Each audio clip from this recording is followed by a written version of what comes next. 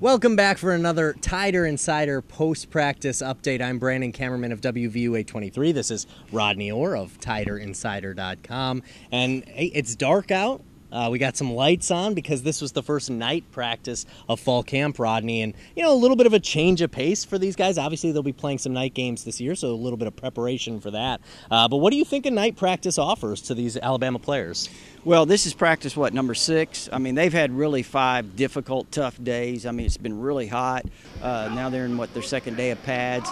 This kind of does give them a little bit of a relief. It's very nice out here, obviously, not much humidity. So I think from that standpoint, gives them a little bit of break as they start heading into tomorrow's practice, Friday, and then Saturday, the big day with the scrimmage. All right, let's break down a little bit of the players. And, you know, for a while there, both of us were sort of close to the wide receivers. So if we could start there. One guy who kind of caught my attention. I may be catching you off guard a little bit with this, but Jadarius Townsend, a guy who's very athletic and seems like he should have an opportunity to make some plays, have a role on this team.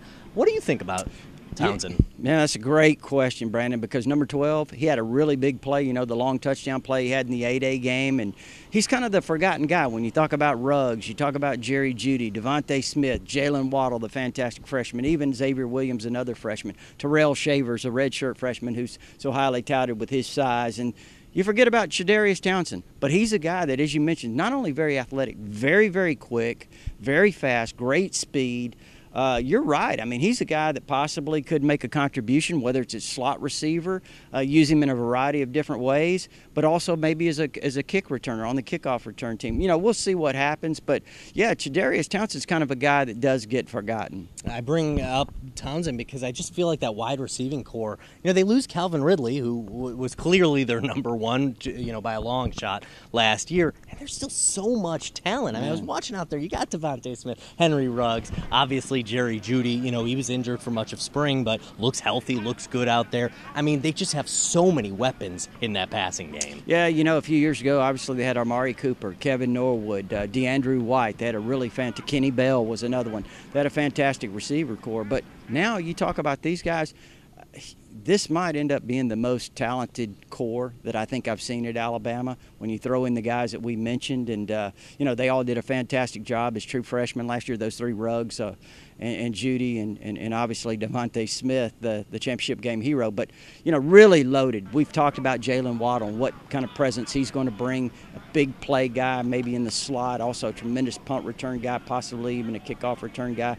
Xavier Williams, I think he's really underrated. Number 9, we saw him make a couple of fantastic catches, big plays in Saturday's workout. So, yeah, that wide receiver core. Josh Gaddis, he's got a good group. A young coach and some true freshmen, like you mentioned, who could make an impact. Well, let's talk about another true freshman who wasn't at tonight's practice, and that's Brandon Alekaho. Obviously, he signed his national letter of intent. Is that correct? Well, Brandon, that's not confirmed. Okay. Now, they were reporting that out in Reno. I think probably he'll just show up and enroll. That's the more likely scenario. But that's not been confirmed by UA by any stretch. But obviously an incredible talent at a position of need for Alabama, Absolutely. That inside linebacker position. You know, he's going to maybe get in tomorrow. He'll certainly be in within the next week and be probably practicing pretty soon with the team. What sort of impact can he make with a limited fall camp compared to some of these other guys? Yeah, and hopefully he will be in at some point tomorrow, Brandon. Maybe even get to do some stuff. Well, maybe so. We'll see what happens. But you're talking about a position, as we've detailed several times already on the inside at linebacker, where there's a lot of depth issues.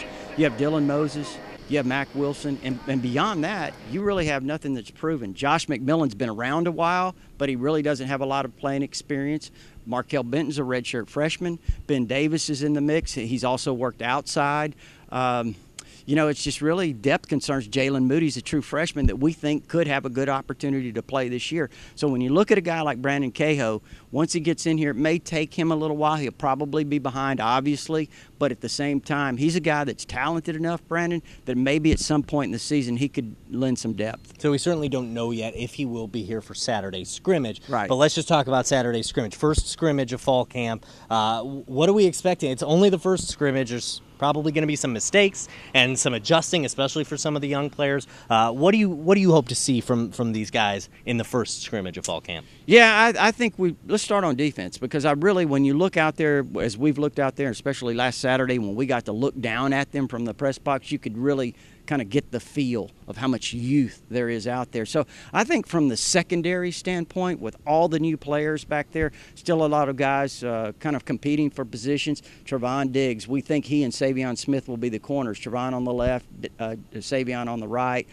But what about the star position? Shy Carter really seemed to have a good day on Saturday, but you've got young guys like Patrick Surtain's working there. You've got Jared Maiden trying to find him a spot, whether it's at the money position or whatever role he can create for himself. Just so many guys battling for spots. In the deep end, you obviously have at safety, you have Deontay Thompson, who I think is going to be a star. I think he's going to add a lot of athleticism back on the back end.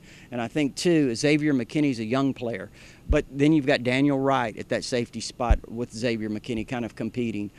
You've got Kareem McDonald. We haven't mentioned him yet. He's a guy that's a redshirt freshman. He's really talented, a guy that really is kind of a ball hawk guy. At the corners, we've talked about Surtain. He was working at star tonight.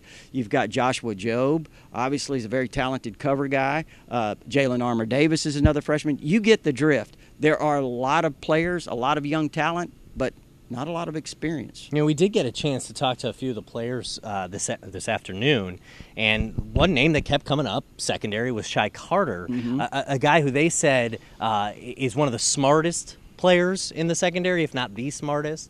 We know how important that is to Coach Saban to have guys with high football IQ, especially in the secondary, especially with so many young players.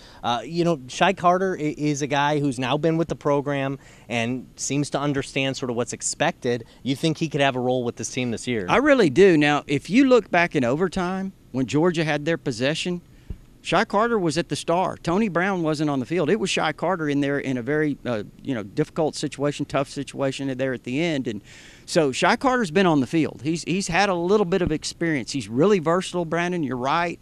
And because of that versatility, he understands a lot of the parts back there, a lot of the positions, corner, star, safety. So he's got a pretty good grasp of that. He's a guy who, I'm no way going to compare him to Minkah Fitzpatrick, but what Minkah Fitzpatrick provided in terms of leadership and versatility, they need someone to sort of help out in that area. And it seems like, according to the players, he's the guy who sort of stepped up as a leader in that secondary. Even if he doesn't play all the time, and he's maybe not even a starter, he seems to be a leader in helping some of the young guys along. So that's important with the loss of some of the leadership, I would feel, in that secondary.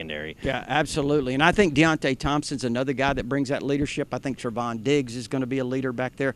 And let's say this before we cut this off, Brandon. Want to talk about the running backs a little bit. There was some question about Brian Robinson.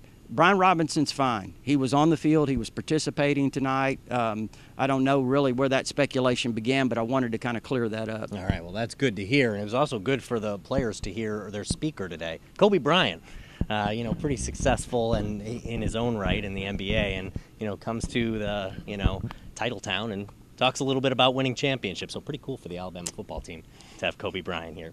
Well, thanks again, Rodney. For Rodney Orr, I'm Brandon Kamerman. Tomorrow's practice is a short one at 2:30 in the afternoon, and then, of course, Saturday's scrimmage. So keep it with us. We'll be providing these updates on TiderInsider.com and WVUA.23.com. Thanks for watching.